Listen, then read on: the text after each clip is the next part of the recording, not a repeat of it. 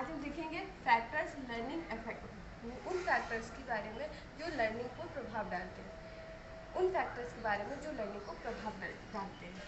क्या यानी हमारी जो पहली बात तो जॉन डीवी के अकॉर्डिंग जो हमारी लर्निंग है फटाफट से समझेंगे, की पॉइंट्स है, इसी तरह से की पॉइंट्स को फटाफट से समझेंगे। यानी कि हमारी जो लर्निंग है वो जॉन डीवी के अकॉर्डिंग त्रिआयामी प्रक्रिया है। वर्तमान समय में लर्निंग हमारी बहुआयामी प्रक्रिया है, पर जॉन डीवी के अकॉर्डिंग लर्निंग त्रिआयामी प्रक्रिया और त्रिआयामी प्रक्रिया को आज हम लेकर के एक साधारण मानकीकरण के अनुसार हम साधारण ही लेकर चलते हैं कि अभी हमारे पास जो लर्निंग हो त्रिआयामी प्रक्रिया।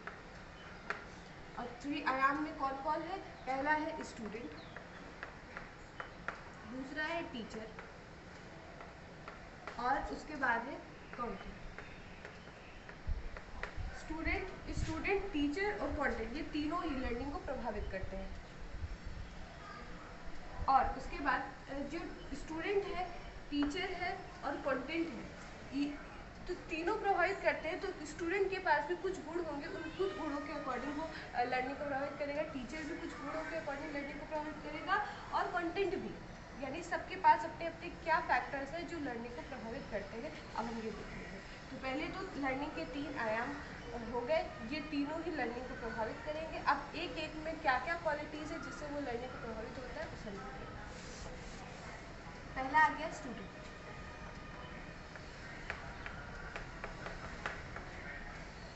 स्टूडेंट का पहला प्रॉपर्टी होती है फिजिकल और मेंटल डेवलपमेंट। पहली प्रॉपर्टी है फिजिकल एंड मेंटल डेवलपमेंट। मतलब फिजिकल और मतलब कि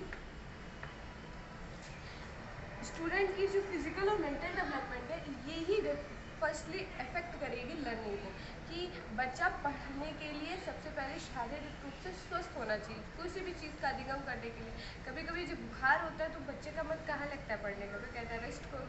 यानी फिजिकल और मेंटल मतलब बच्चे मानसिक रूप से स्वस्थ होना चाहिए। मानसिक रूप से बच्चे की अस्वस्थता भी तो प्रभावित करेगी लर्निंग को, कुछ नया सीखने को। उसके बाद आता है सीखने की तत्परता।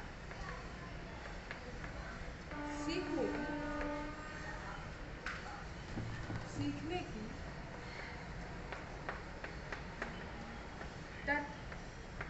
तत्परता, बच्चा उसे सीखने के लिए कितना ज़्यादा तत्पर है, कितना ज़्यादा उसको बच्चे सीखने के लिए कितना ज़्यादा इंटरेस्टेड, कितना ज़्यादा इंथुजियास्टिक, उत्सुक है ना। उसके अंदर इंथुजियाज्म कितना, कह सकते हैं एक तरीके से छोटा वर्ड, इंथुजियाज्म। बच्चे के अंदर उस चीज़ की उत्सुकता कितनी है, तत्पर कितना है। उत्सुकता ही तो उसकी तत्परता को बता सकती है। तो बच्चा उस चीज़ को सीखने के लिए तत्पर कितना है, कितना सीखना चाहता है। और उस तत्पर तभी होगा जब बच्चे का इंटरेस्ट क्रिएट होगा। तो यहाँ पर फिर तीसरी प्रॉपर्टी होती है इंटरेस्ट, कि उसका बच्चे उस जो भी वो अधिगम कर रहा है उसमें उसका इंटरेस्ट है कि नहीं। साथ में इंटरेस्ट के साथ आता है बच्चे का मेच्योरेशन। बच्चा वो जो भी कुछ सीख रहा है उसके लिए वो मेच्योर है कि नहीं है। मान लीजिए कक्षा 4 का बच्चा है, कक्षा 5 की चीज़ को सीख रहा है, अभी कक्षा 4 की चीज़ को नहीं सीख पाया है, लेकिन फिर भी कक्षा 5 की चीज़ को सीख रहा है, तो वो उसके लिए अभी मेच्योर नहीं है। अगर उसके मस्तिष्क में कक्षा 4 की चीज़ अभी नहीं आई है तो वो कक्षा 5 की चीज़ सीखने के लिए मेच्योर नहीं हो पाएगा। एक साधारण सी बात समझ ले, जैसे संज्ञा पढ़ानी है तो संख्या में बच्चे को पहले संज्ञा की मूल अवधारणा समझनी चाहिए कि किसी भी नाम को, दुनिया के किसी भी नाम को संज्ञा कहते हैं। लेकिन बच्चे को भी ये नहीं पता, उसको हम व्यक्तिवाचक जातिवाचक संज्ञा पढ़ाने लगे तो वो बच्चे के अंदर मेच्योरेशन लाएगा क्या? नहीं लाएगा। यानी कि सबसे पहले कोई भी चीज़ जो अधिगम कर रहा है उसके लिए बच्चा उस चीज़ के योग्य है, उसमें वो परिपक्व है, उस चीज़ को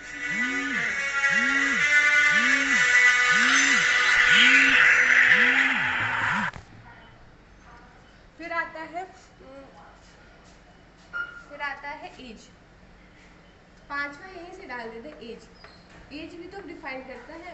जीन पियाजे भी ये बात को, बच्चे की ग्रोथ को, बच्चे की सीखने की जो ग्रोथ है और अलग प्रकार से बच्चा कैसे सीखता है उसको भी उन्होंने 5 स्टेजेस में 4 स्टेजेस में डिवाइड किया। सोचने की क्षमता में को 4 स्टेजेस में डिवाइड किया। इसका प्रकार इसी मतलब से कि जो हमारी जो लर्निंग है वो एज पर भी इफ़ेक्ट करती है, क्योंकि एज हमारे मेच्योरेशन पे इफ़ेक्ट करता है थोड़ी तरह से, थोड़ी रूप से। अब 2.5 साल के बच्चे के 2.5 साल का बच्चा अभी सेंसरी मोटर स्टेज से ही निकला होगा, सेंसरी मोटर स्टेज ही उसकी ओपन हुई होगी और वो अब गया है एक तरीके से इनफॉर्मल स्टेज में, जिसमें बच्चा अभी थोड़ा बहुत सीख रहा है।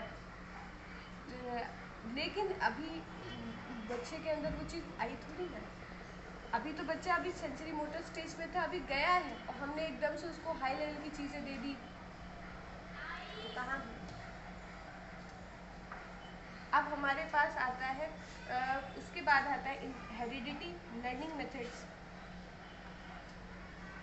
बच्चे हेरिडिटी, जो भी चीज़ें बच्चा सीखता है वो उसके आनुवांशिक भी होती है, डिपेंड करती है, यानी मैच्योरेशन के साथ हेरिडिटी फैक्टर भी इम्पोर्टेंट होता है।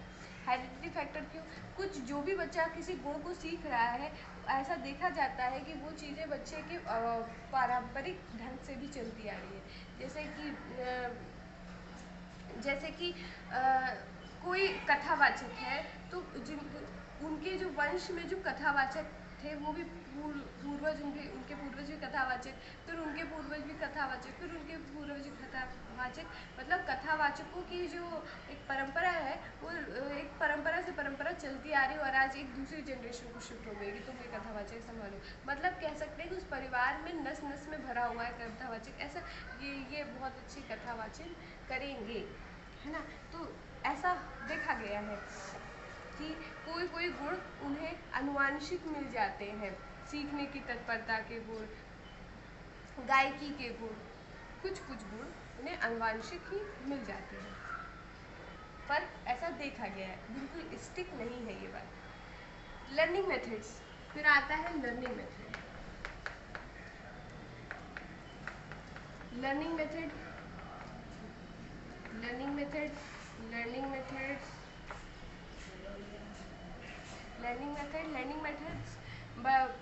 मेथड्स मतलब कि सीखने की विधियाँ। ये क्या होता है? ये सीखने की विधियाँ बाल केंद्रित होनी चाहिए। सीखने की विधियाँ बाल केंद्रित होनी चाहिए।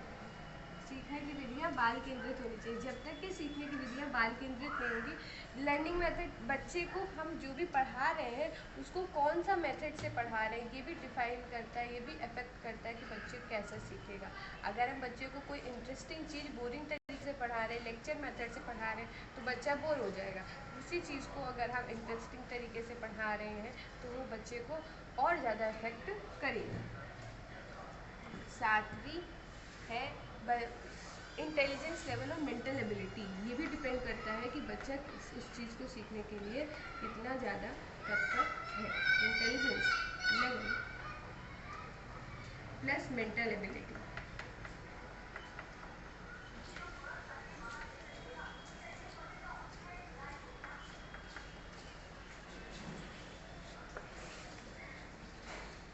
उसके बाद इंटेलिजेंस लेवल और मेंटल एबिलिटी भी डिफाइन करता है कि उस चीज़ को बच्चा सीखने में कितना ज़्यादा तत्पर है। जिनका हाई आईक्यू लेवल होता है वो ज़्यादातर देखा गया है साइंस के प्रति, मैथ्स के प्रति काफ़ी ज़्यादा इंथुजियाज्म दिखाते हैं, लेकिन सभी बच्चे तो नहीं दिखाते ना। तो जिन आईक्यू लेवल के ऊपर भी डिपेंड करता है कि वो चीज़ को सीखने में बच्चा कितना तत्पर है इस चीज़ को। और आठवां ये है कि मोटिवेशन।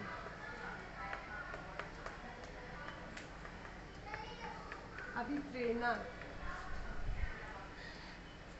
कोई भी चीज़ को सीखने के लिए बच्चा कितना मोटिवेट है। मोटिवेशन दो तरह के, एक एक्सटर्नल एक इंटरनल। पर अभी हम सिर्फ मोटिवेशन की बात करें तो उस चीज़ को बच्चा सीखने में मोटिवेट कितना है, वो अंदर से उसको कितनी मोटिवेशन है कि नहीं हमें सीखना है। जब बड़े हो जाते हैं, हम लोग सीटेट की तैयारी कर रहे होते हैं तो हमारे अंदर पहले से मोटिवेशन होता है कि हमको सीटेट पास करना है, एक टीचर बनना है, जिस टीचर को बनने के लिए हमें सीटेट पास करना पड़ेगा। तो मोटिवेशन अंदर से ही है कि मोटिवेशन हमें टीचर बनना है, इसीलिए हमको सीटेट पास करना है, इसलिए उसके लिए तैयारी करनी है। वैसे ही बच्चे को अंदर भी क्या इस तरह का कोई मोटिवेशन रहता है कि हमें इस चीज़ को सीखना है, हमें ये पढ़ाई करनी है, हमें अच्छे से पढ़ाई करनी है, ऐसा कुछ मोटिवेशन है। तो वो मोटिवेशन भी बच्चे की लर्निंग पर इफेक्ट डालेगा। भले चाहे बच्चे के अंदर बाकी सारे गुण ना भी हो, तो भी अगर मोटिवेशन है तो भी वो लर्निंग को अच्छी तरह इफेक्ट डालेगा। फिर आता है टाइम ऑफ लर्निंग। बच्चे का लर्निंग का समय भी डिपेंड करता है बच्चे की सीखने पर।